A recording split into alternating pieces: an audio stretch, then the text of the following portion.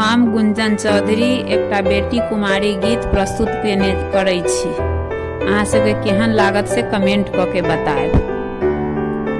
कर जोड़ी बिनती करई छथि बेटी, सुनु बाबा बचन हमार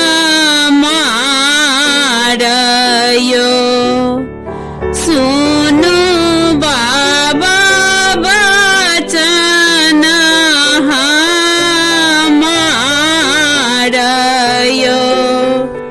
चोरा चंडाल बाबा हाथ नहीं धराएब, पंडित खोजब जमाएयो,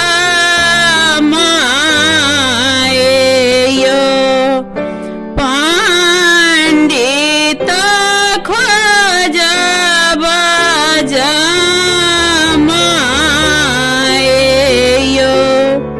चोरा चंडाल बाबा हाथ जो धराएब,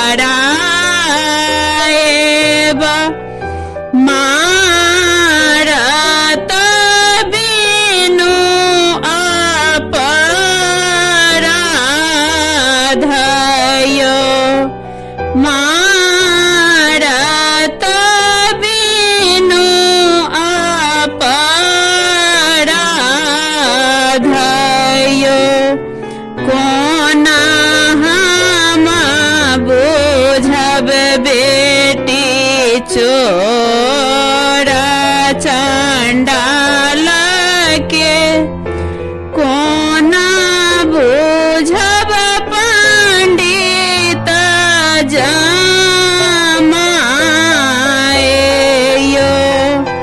कोना बुझब पंडित जमाएयो।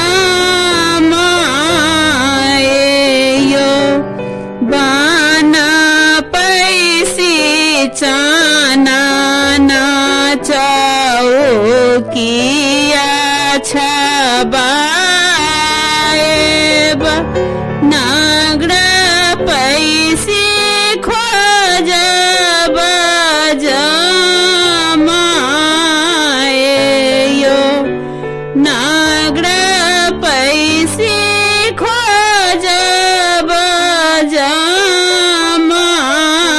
जमाएयो।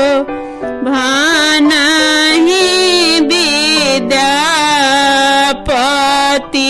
सुनु